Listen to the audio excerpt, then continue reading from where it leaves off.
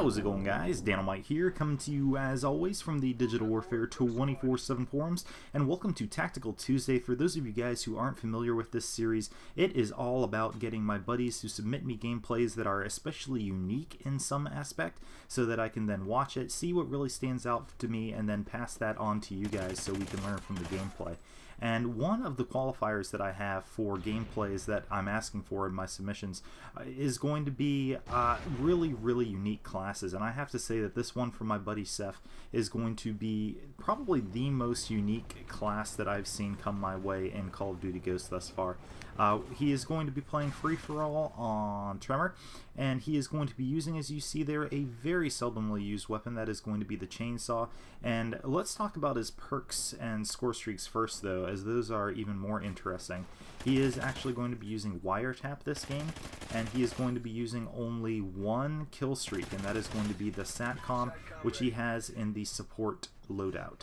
Now, let's talk a little bit about why he's doing this. For those of you guys who might not know, Wiretap works a little bit differently in free-for-all. So in other multiplayer game modes, it's going to work that if you have a combination between your team and the enemy team of one SATCOM, then you're just going to get the dots showing up. If you get two, you get the sweeping effect. If you get three, you get the faster sweeping effect. And if you get four SATCOMs between your team and the other team, then you get the advanced UAV effect. Now, this works differently in free-for-all because I think the developers were thinking that, oh, well, in free-for-all you're all by yourself, you don't have any other teammates, so to make Wiretap a more viable perk in this game mode, let's make it so that it actually cuts down on the number of SATCOMs you need to unlock the faster sweeps. And so that is in fact what Wiretap does in the free-for-all game mode. When you get your first SATCOM up, either yours or the enemy's, then you are going to get the sweeping effect immediately, so you skip over the phase where you just have the dots. And then for your second SATCOM up, you're going to get the faster sweep, and then it's just going to take one more for your third one to get to the advanced UAV. So you can see that Seph's class here is relying extremely heavily on getting a SATCOM up for himself, and then counting on the other players to be putting up SATCOMs as well. And he is going to be stacking as many as he possibly can with the fact that he only has the one support streak SATCOM. That means he's going to be able to just loop over and over and over again. No matter how many times in a row he dies, every kill he gets is going to be counting towards that next SATCOM, which is going to allow him to keep a steady stream of them up and display his enemies up on the minimap. Now, this is obviously not going to work well against an enemy team where you have a group of enemy players, I should say, for free-for-all, where a bunch of them are going to be using off the grid.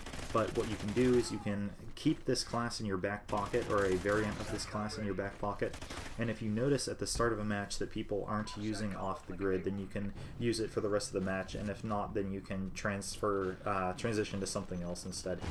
So that is one really interesting aspect of this class. It's going to feature a perk that isn't used quite as much, and he's going to be using just the one kill streak. Moving on, let's talk a little bit about the weapon that he has selected here. It is, as you guys see, going to be the chainsaw, which is a very unique weapon just for starters because it does not go into full ADS. When you ADS with this weapon, it actually tightens your hip spread to twice as accurate as standard hip fire.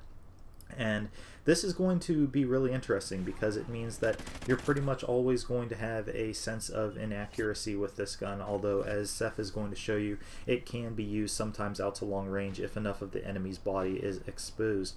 So talking about the chainsaw a little bit more, its primary asset is going to be sustained fire. And because of that, Seph has very wisely chosen a class loadout that maximizes this ability to sustain fire. The chainsaw is going to have an extremely fast rate of fire, faster than any other LMG and faster even than some of the SMGs. So it is going to have a rapid time to kill at close range if you can get the bullets on target, which is of course going to be the trick, given that you cannot fully ADS with this weapon. Now, he has sleight of hand and scavenger on this weapon and extended mags, and this is once again playing into the idea that Seph really wants a class where he can just constantly be hosing down the enemy. And you'll notice that he's not using any kind of weapon handling modifiers, so when he goes to a corner, for instance, where he knows there's going to be an enemy thanks to all of his UAVs, or not UAVs, but SATCOMs, what he's going to be able to do is pre-fire, and he's pretty much always going to have more ammo to be able to work with. He's going to be able to be extremely liberal with how he's spending his ammunition. Now, one thing this would do is normally you would worry about revealing yourself on the minimap a lot if you're firing so many bullets, and that is why Seph has equipped the silencer in this case, so that he can expend a lot of ammunition without necessarily revealing his location. Now, he is also going to be maximizing his awareness. We already talked about how he is using Wiretap with the SATCOM. He is also actually going to be using Amplify and Dead Silence together to make sure that if he can't see them on the minimap, he sure as hell is going to be able to hear them. So Seph is going to be maximizing really two things with this class, and those are going to be overwhelming output of bullets from his chainsaw, as well as really good detection. He also has an aspect of stealth due to Dead Silence and the suppressor, which is going to help him out a lot. Now let's look at some of the weaknesses that he has here with this class. Because he doesn't have sit rep, he isn't going to be able to spot IEDs, which are of course extremely popular in this game mode. He doesn't have focus, which isn't as much of a big deal since he's using a weapon that can only really hip fire essentially, but you'll see once or twice when he goes to hip fire, the flinch really is bad enough to knock his hip fire off center. And might have cost him a kill or two here or there, but overall this build is not going to be suffering from a lack of focus too badly. It's also going to be a little bit more limited in mobility, and he is not going to be as fast off the hip without ready up.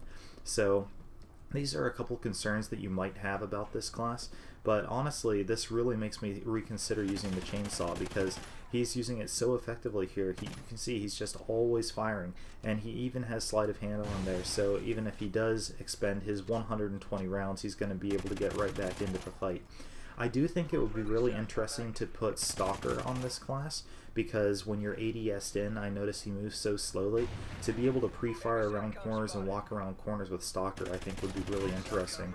And then also to maybe make it a more mobile class with Marathon and Ready Up, I think would make that very interesting. As you see at this part in the gameplay, you can see that he has the advanced UAV style sweep going right now. The game is extremely close. It's tied 28-28. Is he going to be able to pull this off? He's got his UAVs working for him. Every single time he comes off spawn, you'll notice he's instantly able to identify the general area where an enemy is with the SATCOM. And then he is able to hone in on the more specific area where the enemy is using his sound whoring perks.